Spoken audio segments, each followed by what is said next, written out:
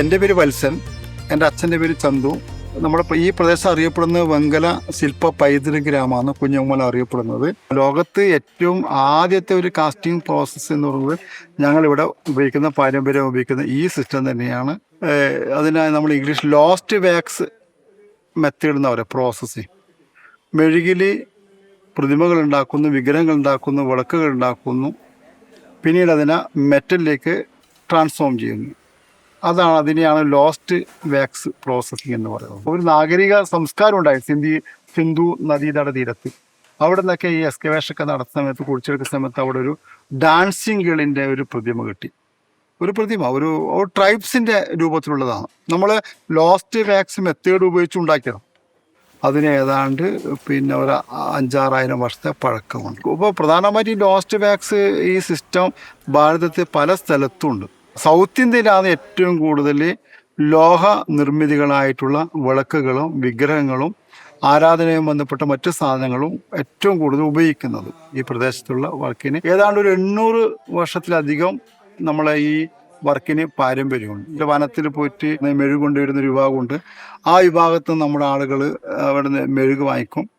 ആ മെഴുകിലേക്ക് ഞങ്ങൾ കരിപ്പൊടി ചേർക്കും. പിന്നെ പന്തെന്ന് പറയുന്ന സാധനമുണ്ട്, അതും കൂടി ചേർത്ത് നന്നായിട്ട് ഉരുക്കി അത് തുണി കൊണ്ട് അരിച്ചെടുത്ത് ഫിൽട്ടർ ചെയ്ത് അതിലത്തെ മറ്റു കാര്യങ്ങളൊക്കെ ഒഴിവാക്കിയ ഫൈൻ വാക്സാണ് നമ്മൾ ഉപയോഗിക്കുക. അതുകൊണ്ടാണ് നമ്മൾ ഉണ്ടാക്കുന്ന ഈ വിഗ്രഹത്തിൻ്റെ ഈ ബ്ലാക്ക് കറുപ്പ് നിറം. അങ്ങനെ ഈ മെഴുകിൽ ഉണ്ടാക്കിയ ശേഷം, മെഴുകിൽ പ്രതിമ മുഴുവനും ഉണ്ടാക്കിയ ശേഷം പിന്നീട് നമ്മൾ എന്ത് ചെയ്യും, ഈ മെഴുകിയ പ്രതിമേന ഒരു ഒന്നാമത്തെ മൺകൂട്ടുകൊണ്ട് നമ്മൾ കവർ ചെയ്യും. അതിൻ്റെ ആ മണ്ണിൽ പിന്നെ പശുവിൻ്റെ ചാണകം ചേർത്ത മണ്ണാണ്. അത് മുഴുവനും ഇതിൻ്റെ ചേർത്ത് പിടിപ്പിച്ച് പിന്നെ അത് ഏതാണ്ട് ഉണങ്ങിയ ശേഷം രണ്ടാമതൊരു ലെയർ മണ്ണുണ്ട്, പരുമണ്ണ്. അതും കൂടി, അത് ഒന്നുമില്ല, ജസ്റ്റ് നമ്മൾ സാധാരണ സാൻഡും അതിലേക്ക് കുറച്ച് ഈ ചെമ്മണ്ണ് ഇതൊക്കെ ചേർത്തിട്ടുള്ള മണ്ണ്, അതും തേച്ച് പിടിപ്പിച്ച് കുറച്ചും കൂടിയും മോൾഡ് സ്ട്രെങ്ത് ആക്കി. പിന്നെ ഈ മോൾഡ് ചുറ്റും ഇരുമ്പിൻ്റെ കമ്പിയും ഇരുമ്പിൻ്റെ വയറൊക്കെ കെട്ടുകമ്പിയൊക്കെ ചുറ്റി ഇതിന് നല്ല സ്ട്രെങ്ത് ആക്കും. അതായത് നമ്മൾ ഈ മോൾഡ് കൈകാര്യം ചെയ്യുമ്പോൾ കരുവെന്നാണ് പറയാം. ഈ കൈകാര്യം ചെയ്യുമ്പോൾ ഇതിന് പൊട്ടാതിരിക്കാനൊക്കെ വേണ്ടിയിട്ടാണ്. അത് നല്ല സ്ട്രോങ് ആക്കി വെച്ച് വീണ്ടും അടുത്ത ലെയറായിട്ടൊരു മണ്ണുണ്ട്, അതും കൂടി ഒരു മാടോട് മണ്ണെന്നാണ് പറയുക. ആ മണ്ണൊക്കെ തേച്ച് പിടിപ്പിച്ച് മുഴുവൻ മണ്ണും ഉണങ്ങിയ ശേഷം ഇതിൻ്റെ അടിഭാഗത്ത് ചെറിയൊരു സ്പേസ് ഉണ്ടാവും മെഴുകാണെന്ന്. അപ്പോൾ നമ്മളിതിലേക്ക് നമ്മൾ തീ ഉപയോഗിച്ച് തെങ്ങിൻ്റെ ഓലയൊക്കെ ചൂടാക്കുമ്പോൾ ഇതിൻ്റെ അകത്തുള്ള മെഴുകിനെ കൊണ്ടുണ്ടാക്കിയുള്ള പ്രതിമ ഇങ്ങനെ എന്ത് ചെയ്യും, എല്ലാം ഉരുകാൻ തുടങ്ങും. അപ്പോൾ ഈ താഴത്തെ ചെറിയ സ്പേസിലൂടെ ഇങ്ങനെ കംപ്ലീറ്റ് പുറത്തേക്ക് പോകും. അതിനുശേഷം മുഴുവനും പുറത്തേക്ക് പോയതിന് ശേഷം നമുക്ക് മനസ്സിലാവും എങ്ങനെയാണ് പോയിട്ടുണ്ടോ. അത് ലോസ്റ്റ് വാക്സ്. അതിനുശേഷം നമ്മൾ എന്ത് ചെയ്യുന്നു, അത് ചേരിയൊക്കെ ഇട്ട് നല്ലോണം പഴുപ്പിക്കും. അതേ സമയത്ത് തൊട്ടടുത്ത് ഒലയുണ്ടാവും.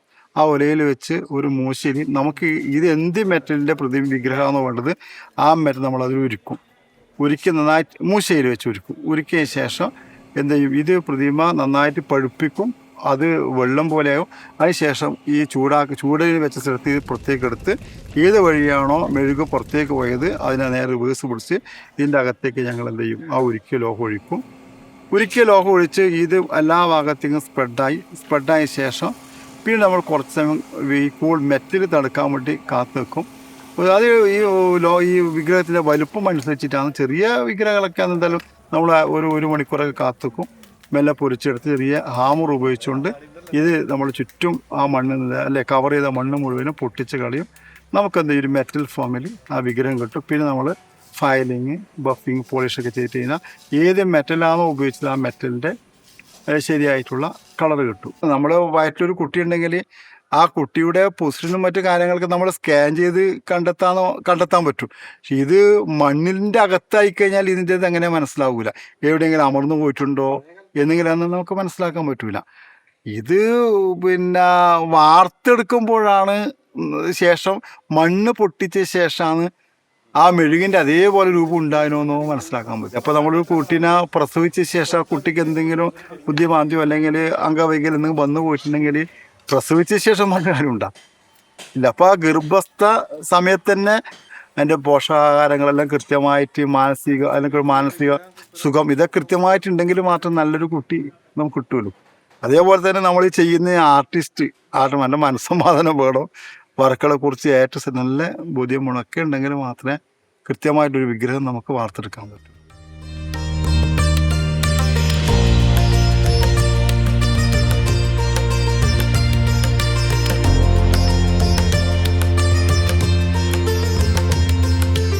മുൻകാലങ്ങളിൽ ഓരോ വർക്കും കുലത്തൊഴിലായിട്ടാണ് ഉണ്ടായിട്ടുണ്ടാവുക.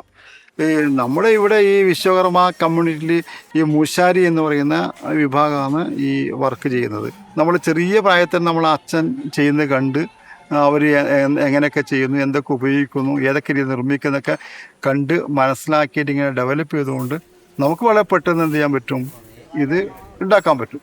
ഞാനിപ്പോൾ നേരത്തെ കോളേജിലൊക്കെ ഞാൻ ഡിപ്ലോമ ഡിഗ്രിയൊക്കെ പഠിച്ചത് കമ്പ്യൂട്ടർ സയൻസാണ്. അപ്പോൾ ഒരുപാട് വർഷം ഞാൻ കോളേജിലും അല്ലെങ്കിൽ മറ്റ് സ്ഥാപനങ്ങളൊക്കെ കമ്പ്യൂട്ടർ ഞാൻ പഠിപ്പിച്ചിരുന്നു കോളേജിലൊക്കെ. പിന്നീട് ഞാൻ ഇതിലേക്ക് നമ്മുടെ പാരമ്പര്യമായ നമ്മുടെ കുലത്തൊഴിലേക്ക് വന്ന് നേരത്തെ ഇതിൻ്റെ ഭാഗികമായിട്ട് അച്ഛനോടൊക്കെ ചെയ്തിരുന്നു. പക്ഷെ ഇപ്പോൾ ഞാൻ ഫുൾ ടൈം ഈ ശില്പനിർമ്മാണം ചെയ്തുകൊണ്ടിരിക്കുന്നത്. അപ്പോൾ ഒരുപാട് വിഗ്രഹങ്ങളും ശില്പങ്ങളൊക്കെ ചെയ്തിട്ടുണ്ട്. അതിന് ഏറ്റവും വ്യത്യസ്തമായിട്ടുള്ള എനിക്ക് തോന്നുന്നത് എന്നെ ഒരു വർക്ക് ചെയ്യിപ്പിച്ചത് ഈ ആന്ധ്രാപ്രദേശിൽ കമം എന്ന് പറയുന്ന ഒരു ഡിസ്ട്രിക്റ്റിൽ അവിടെ പുതുതായിട്ടൊരു അയ്യപ്പ ക്ഷേത്രമുണ്ട്. ആ മെഴുകിലൊക്കെ രൂപം നമ്മുടെ കുഞ്ഞുമകൾക്ക് ഉണ്ടാക്കുകയും അത് വാർത്തെടുത്തത് ആ സ്ഥലത്ത് പോയിട്ടാണ് ആന്ധ്ര. അപ്പോൾ ഞങ്ങൾ ഇവിടെ ഞങ്ങൾ വർക്ക് ഷെഡ് പോലെയുള്ള എല്ലാ സംവിധാനങ്ങളും ഞങ്ങൾ ആന്ധ്രയിൽ ആ കമ്മം എന്ന് പറയുന്ന ഡിസ്ട്രിക്റ്റിൽ ആ സ്ഥലത്ത് പോയിട്ട് ഉണ്ടാക്കി. ഇങ്ങനെ പിന്നെ ഉലയുണ്ടാക്കി, പിന്നെ ഇത് പഴുപ്പിച്ചെടുക്കുന്ന ഇതുണ്ടാക്കി, കല്ല്, അങ്ങനെ ഇവിടുത്തെ എല്ലാ സാധനങ്ങളും നമ്മൾ അവിടെ കൊണ്ടുപോയി അവിടുന്ന് വാർത്തെടുത്തു. അതുമാത്രമല്ല അവിടുത്തെ ആ പ്രദേശത്തിലെ മുഴുവൻ ആളുകളും ഈ വിഗ്രഹം കാസ്റ്റിങ്ങിൽ ബന്ധപ്പെട്ടു. കാസ്റ്റിംഗ് സമയത്ത് അവരൊക്കെ വന്നിട്ട് അതിലേക്ക് അവരുടേതായ പൊന്നും സ്വർണവും വെള്ളിയൊക്കെ ആ ഒരുക്ക ലോകത്തിലേക്ക് അവരിട്ടു. അവരെല്ലാം ആ പ്രദേശത്തിൽ 2000 ആളുകളുണ്ട്. 2000 ആൾക്കാരും അതിലേക്ക് സ്വർണവും വെള്ളിയൊക്കെ ഇട്ടിട്ട് ഒരു നല്ല ഒരു വിഗ്രഹം അവിടെ വാർത്തിട്ട് അവിടെ തന്നെ ആ വിഗ്രഹം പിന്നെ ഫിനിഷ് ചെയ്ത് അവിടെ തന്നെ കൊടുത്ത് അവിടെ തന്നെ പ്രതിഷ്ഠിച്ചിട്ടുണ്ട്. അത് എൻ്റെ ജീവിതത്തിൻ്റെ ഇതുവരെയുള്ള വെച്ച് ഏറ്റവും നല്ലൊരു ഒരു പ്രത്യേക ഫീൽ ചെയ്യുന്ന ഒരു വർക്കാണ്.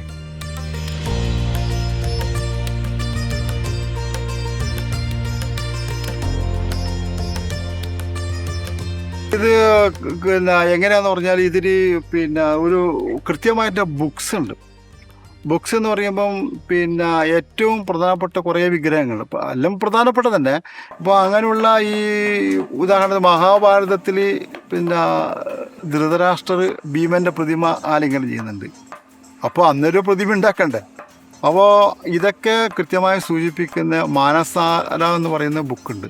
അതേപോലെ തന്നെ ശുക്രനീതിയുണ്ട്, പിന്നെ ഭവിഷ്യപുരാണമുണ്ട്, മത്സ്യപുരാണമുണ്ട്, അഗ്നിപുരാണമുണ്ട്, പിന്നെ ലോകശാസ്ത്രവുമായി ബന്ധപ്പെട്ടിട്ടുള്ള ശില്പശാസ്ത്രം, നാട്യശാസ്ത്രത്തിലെ നടനവുമായി ബന്ധപ്പെട്ടിട്ടുള്ള കുറേ മുദ്രകൾ നമ്മൾ പഠിക്കേണ്ടി വരും. കുറേ എങ്ങനെയൊക്കെയാണ് കൈവെക്കുക, ബോഡി സ്ട്രക്ചറൊക്കെ ഇത് പഠിക്കണം.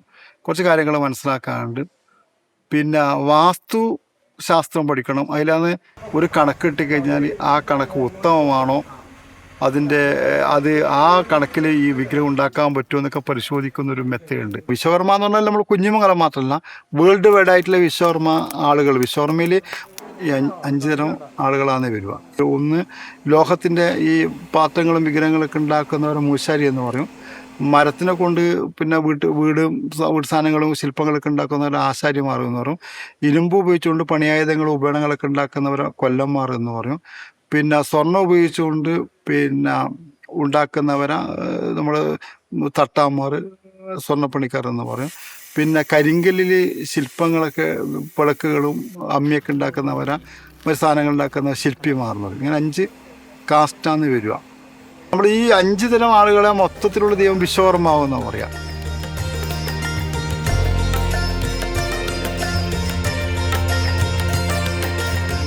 നമുക്കൊരു വളരെ മാനസികമായിട്ട് നമുക്കൊരു നല്ലൊരു സന്തോഷം കിട്ടുന്ന ഒരു വർക്കാണ് നമ്മൾ ഈ ജോലി. കുറേ റിസ്ക് ഉണ്ടെങ്കിലും മറ്റ് പല പ്രശ്നങ്ങളൊക്കെ ഉണ്ടെങ്കിലും വർക്ക് ചെയ്യുമ്പോൾ നമുക്ക് നല്ല ഒരു സാധനം പുതുതായിട്ടൊന്ന് ഡെവലപ്പ് ചെയ്യുമ്പോൾ നമുക്ക് കിട്ടുന്നൊരു ആത്മസംതൃപ്തി അത് വേറെ തന്നെയാണ്. വേറെ ആൾ ഉണ്ടാക്കിയ സാധനം ഉപയോഗിക്കുന്നുണ്ട്. നമ്മുടെ ക്രിയേഷനല്ലേ, നമ്മൾ സ്വന്തമായിട്ട് ഉണ്ടാക്കുന്നതല്ലേ. അപ്പം അതിനൊരു പ്രത്യേകത നമ്മളെ വർക്കിനുണ്ട്.